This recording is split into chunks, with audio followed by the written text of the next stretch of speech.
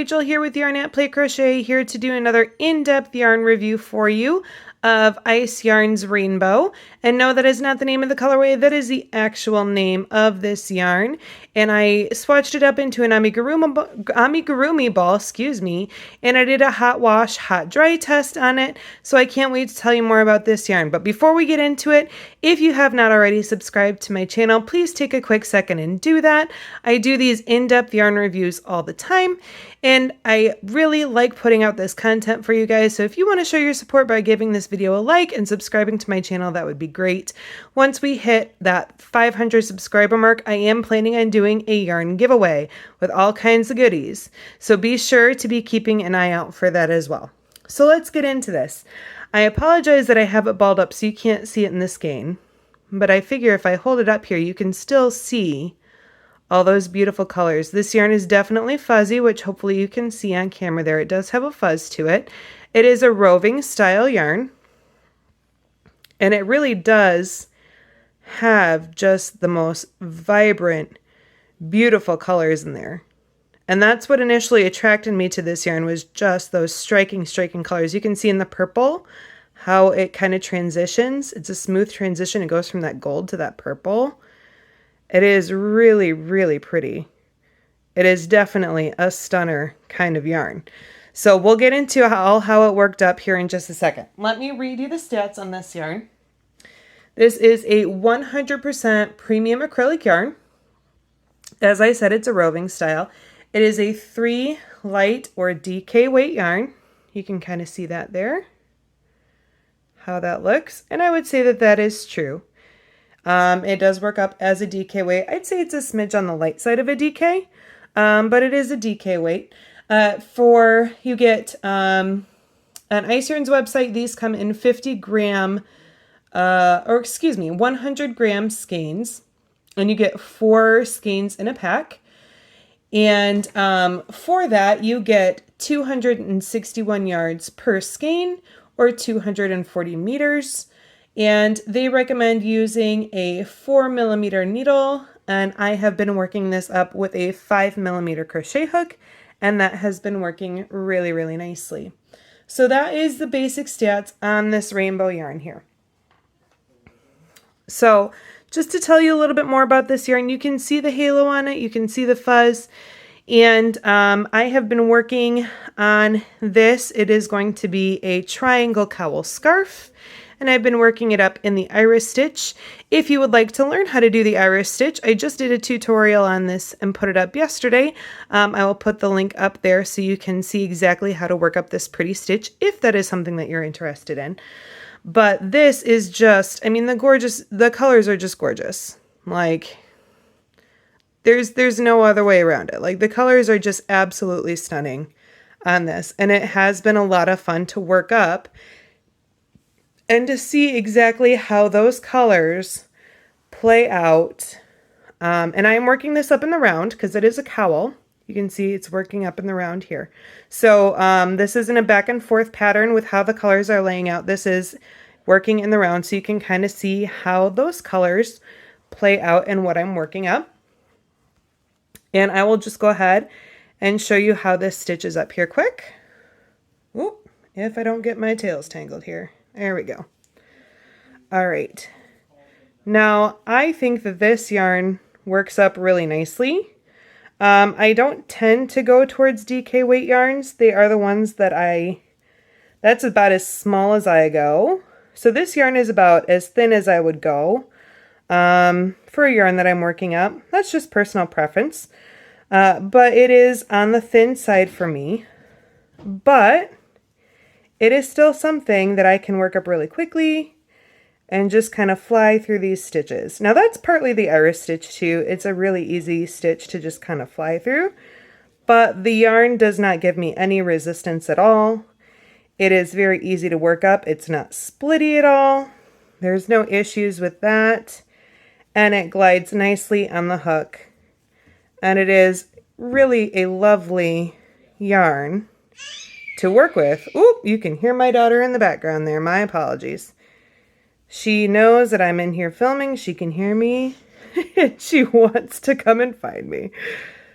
So that is how it works up here on the hook. And let me show you how this rips out.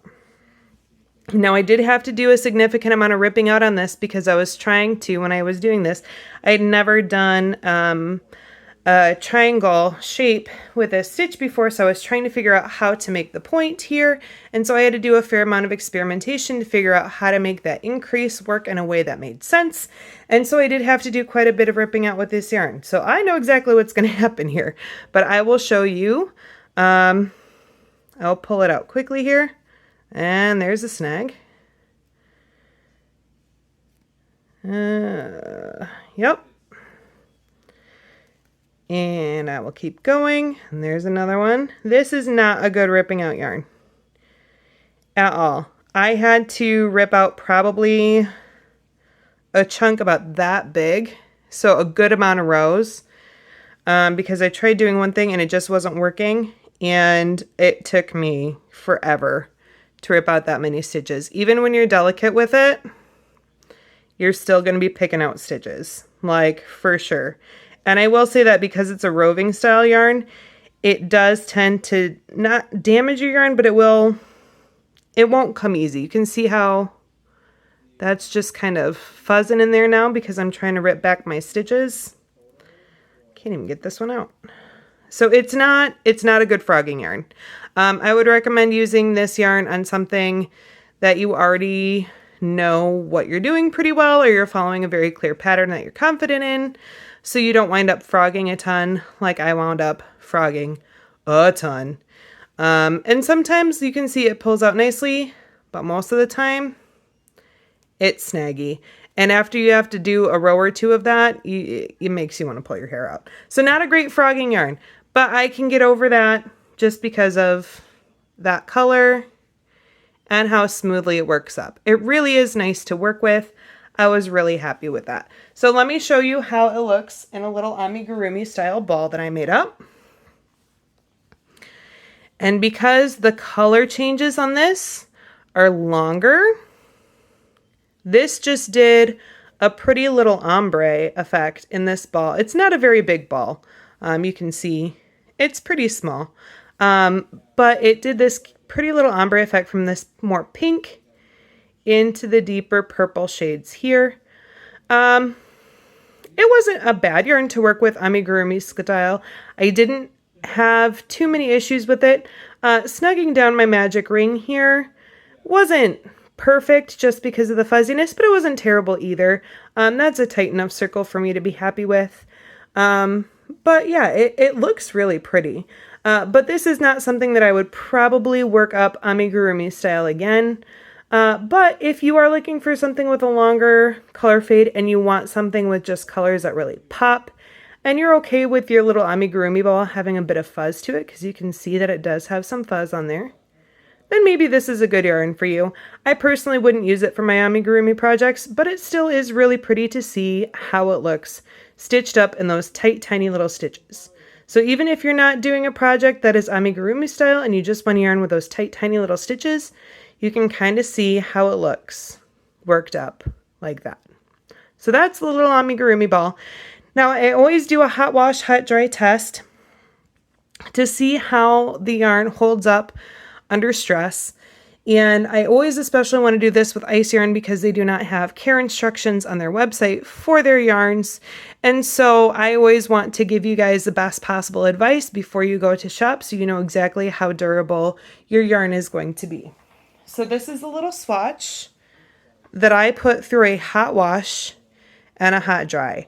And I just have to say, can we just comment on these colors again? I mean, it looks like the most gorgeous sunset you've ever seen. It's just so beautiful. Anyways, you can also see how the color change here is different worked up in a granny square than it is worked up here. Obviously here you have lots of striping because my rows are significantly longer. And so it gives it that striped effect. Whereas here with the granny square, it gives it that really beautiful ombre, slow color fade. Just absolutely beautiful. Honestly, if I were to work with this yarn again, I'd probably do more of these because I really like the way that this really pretty kind of slow ombre effect looks.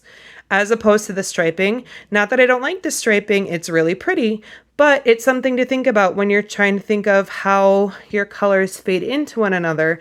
I think that just granny squares really lend themselves well to that.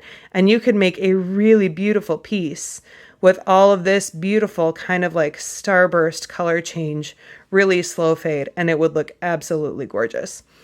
So you can see here, after coming out of a hot temperature wash and a hot dry, I thought that this held up reasonably well.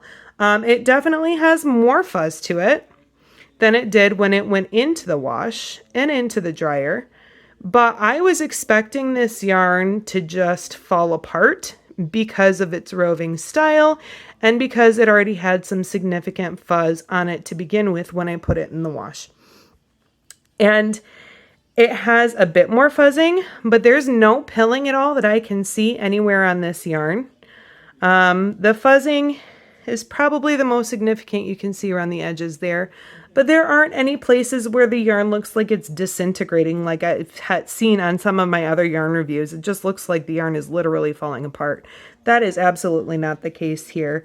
I would say that if you wanted to wash this, I'd put it in a garment bag. I'd do a gentle cycle. I'd do it on cold. And then I would probably just still lay flat to dry just to be on the safe side. But if you were to throw it in the dryer, probably on a low temperature heat or an air fluff or a low tumble, you might be okay with doing that. I would recommend you doing a swatch first just to see exactly how the yarn holds up in your washer and in your dryer, just to be on the safe side.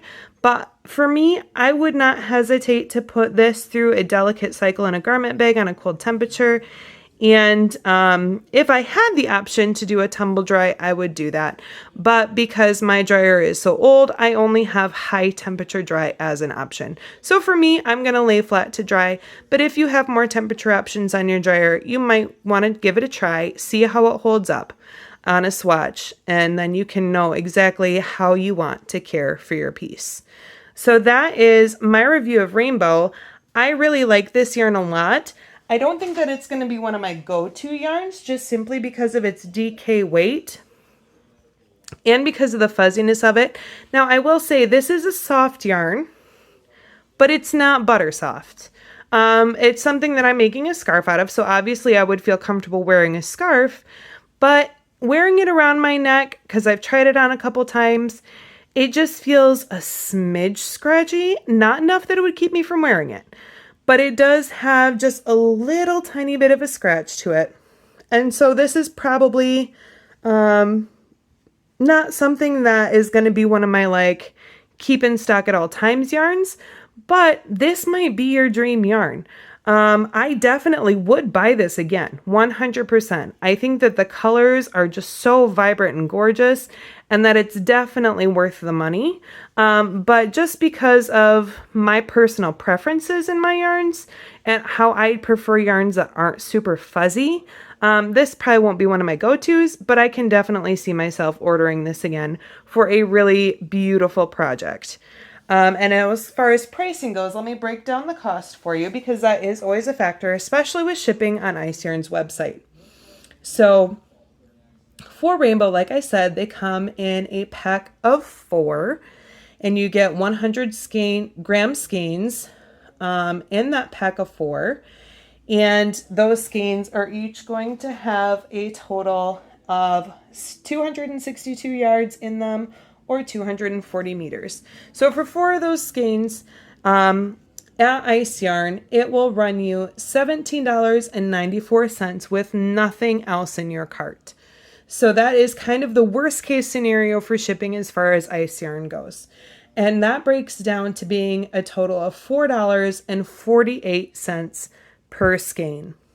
Now I think that those colors and how beautiful and vibrant they are is worth that money all day long. I would pay $4.48 for this all day. This is just beautiful. And it comes in a lot of different colorways, and the colors are just beautiful in all of them Be sure to go to the link in the description below so that you can see all of those different colorways for yourself. This was just one that I grabbed that I kind of gravitated to because I was trying to find all these different kind of rainbow yarns. And so this is the one that I picked. I actually think that there's some other colorways that I like more on their website than this one. But I'm certainly not disappointed in those colors because they are just absolutely beautiful. So if you find this review valuable, if you find this review helpful, please subscribe to my channel. Make sure you give this video a thumbs up. Help me get to that 500 subscriber mark so I can do that yarn giveaway. And we will see you next time. Thanks so much, friends. Bye.